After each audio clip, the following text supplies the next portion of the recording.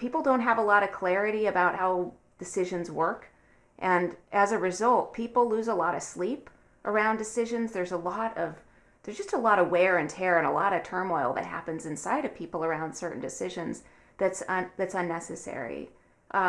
Or people just don't make certain decisions. There's people just get stuck in a holding pattern and do what my husband does, which I call pre-gret, which is like regret that hasn't happened yet, but you're anticipating the regret of a decision, so you don't make the decision, because any way you go looks like you're going to regret, so then you don't make the decision. And nobody likes that feeling, and it's something that you can get out from under with a little bit of understanding. So that's what we're going to do here. So the first thing I want to talk about is the fact that decisions are hard. And what I want to point out about people, just to make it, just so that you have a little bit of clarity about what you have going for you as a human being, is that people are actually natural decision makers. We make decisions all day long, hundreds of them, thousands of them a day, and they're easy. And some of those decisions are hard decisions, and yet they're easy for us. A lot of the decisions you've made in your life, if you look back, or when other people are watching you, they might say, oh man, that decision was really hard for me, but you made it effortlessly. And you do it without even appreciating the fact that you're making decisions all day long, and you don't sit. There's no wear and tear. There's no tension around them. Even though there's implications and it affects people, it affects your life, it changes the course of your life. We're built to make decisions. It's just one of the things that we do. And it comes easy for us. And the only thing that happens, the reason that certain decisions are hard, or some people struggle with decisions more than others, is that something happens. What happens within our minds makes it hard, and that we get into a state of doubt. We get to where we overthink, overanalyze, we get uncertain and lose our confidence. And in those moments, the decisions look complicated to us and look hard. And what I'm suggesting is that's an internal thing. So if you look, let me give you an example. There's a client I worked with recently who has a job and is relatively happy with his job, but he's been doing it for a while and wants to change career paths, and he has an opportunity to do that, and he's going full speed ahead on it, and realizes this is a time when it's time to make a change in my life.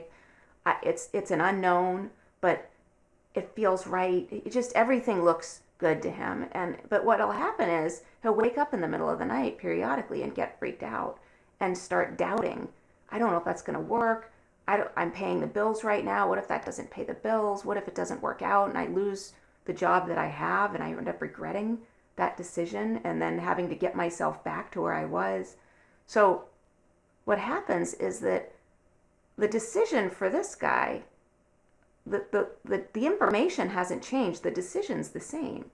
But one moment it looks like a really easy decision and he's full speed ahead, and later that night it looks like a hard decision and he's tormented about it, and all of a sudden he's unsure and it looks like a hard decision. And he would say the decision hasn't changed at all. He would say, after a couple of these conversations, he realized, I just got insecure. I got cold feet. And that it helps people to understand that the decisions that when decisions feel hard, it's because of something that's happening inside of us. And the decision itself is not hard. It will feel hard. It may feel hard for you the whole time, but it doesn't mean that the decision is hard. It just means that you've gotten in your head. And what happens for people is that your mind will create a reality of what the future is going to look like when we get insecure, when we get scared. Your mind will take, we call this, in our field, we call this consciousness. It will take a thought like this could happen, and it makes it consciousness. We have this way that our mind works that will take an idea of something that could happen and make it feel like it's about to happen. So that if you take that job, you're going to regret it. And you're going to wish you could go back and change your decision. your mind will make you feel like the worst case scenario could happen. All these scenarios, all this regret could happen. And it looks real as if that's about to happen. So, but what happens is that once your mind calms down a little bit and you get a little bit of distance, like this client I had, your mind that disappears, and it looks like, well, if that happens, I'll regroup and come up with another plan.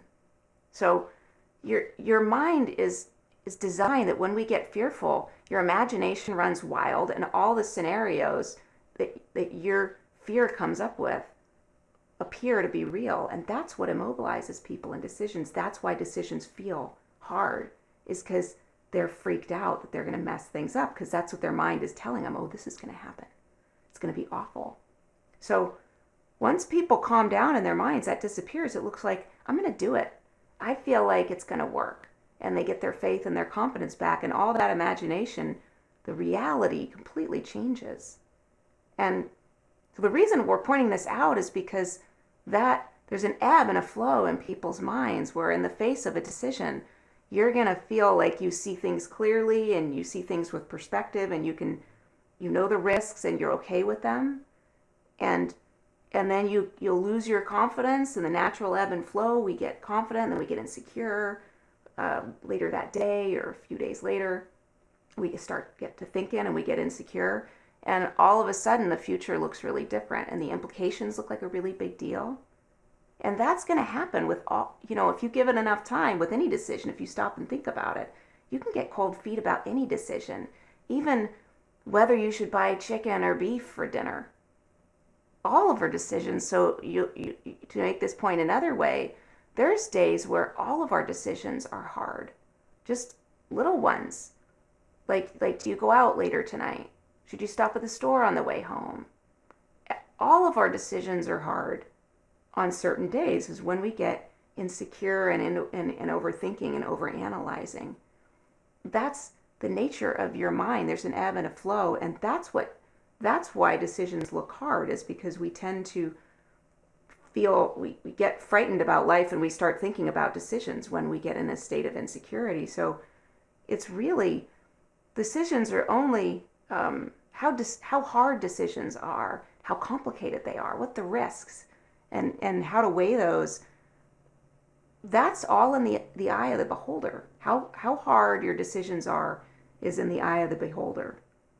And how complicated a decision is a function of when you stop and think about the decision, where you're coming from when you think about it. If you've gotten a good night's sleep and your head is clear and you look at a decision, you're going to see it as the decision is going to appear to be less complicated and a little more simple to you. And the risks are going to look less scary, and you're going to feel more neutral and less emotional about it.